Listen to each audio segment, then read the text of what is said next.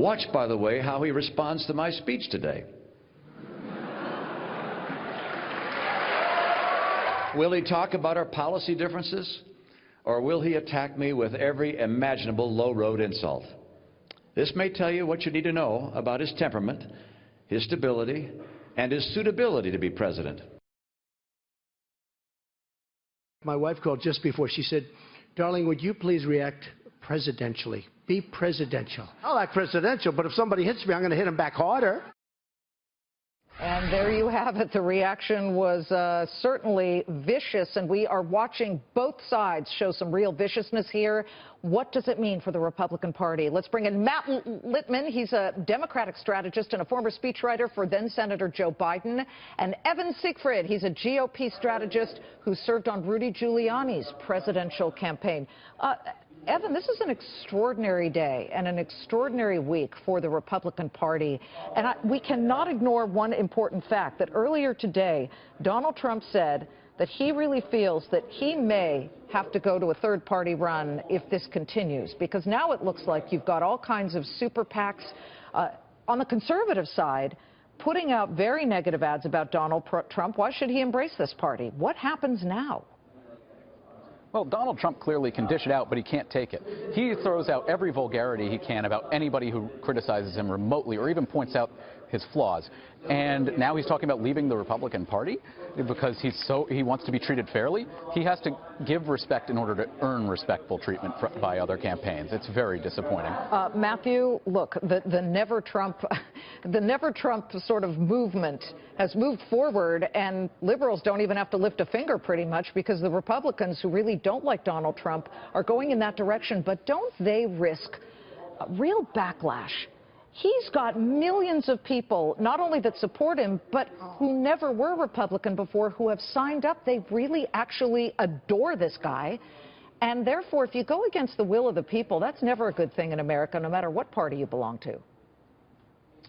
Well, it's a good question, Liz. The bad part for the Republicans is there is no victory here either way. So if Trump runs as the Republican nominee, it's terrible for the party in the long run and the short run. If he runs as a third-party candidate and they have somebody else as the nominee, they're going to lose that way, too.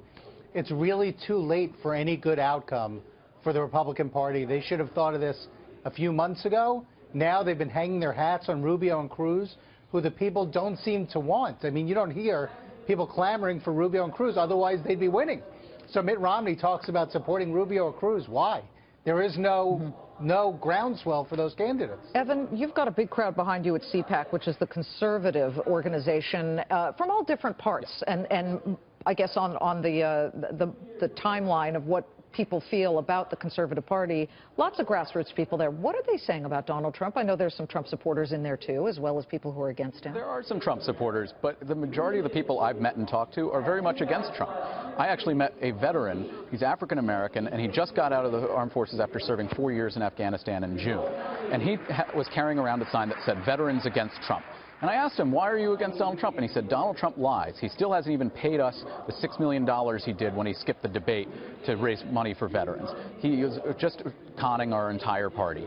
And he's 100% right. He understands the sham that Donald Trump is. And I think you see at CPAC many different conservatives coming together, and we're talking about, well, is Ted Cruz the guy to be the next conservative standard bearer? Is it Marco Rubio?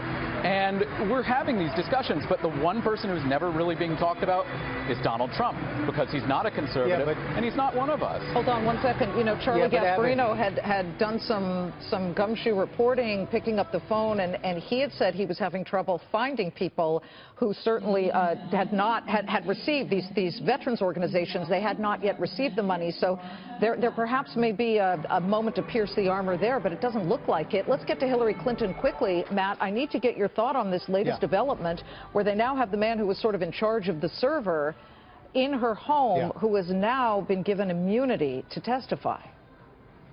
Yeah, I don't have much to say about it. I mean, I hope he testifies. Hillary hopes he testifies. Hillary wants to testify. They're saying that this may be over in early May. I think it's great. Let's move on from this. I think it's turning out to be a non-story in the list of non-stories that the Republicans developed about Hillary, you're going to find that this is one it's too. a non-story to basically have classified information on your homebrew server. That's actually a federal crime. I'm going to answer. It's a crime. You just Are you asking me? Are you asking me a question? Committed a federal crime. Are you asking me a question? Go ahead, Are you Matt. asking me a question? Go ahead, Matt. Okay, so Colin Powell used his personal emails. Hillary used personal emails. Condoleezza Rice used her personal emails. There's no great giant conspiracy here.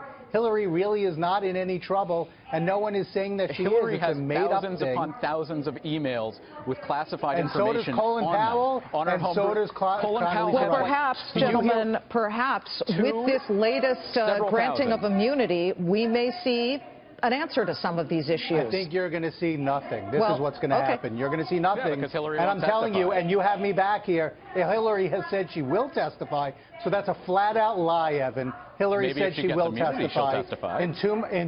She said she will testify, not with immunity. Again, that's two lies in a row. Well, none Hillary of will this testify. helps. This would be done by None mid-May. of this helps the race for all of this. So we will be watching. You know, we'll have you both back because there will eventually be perhaps a grand jury, or there may be some light shed on this issue. Matt, Evan, great to have both of you. We really appreciate it. Thank you. And of course, be sure to watch tonight's Fox News GOP debate.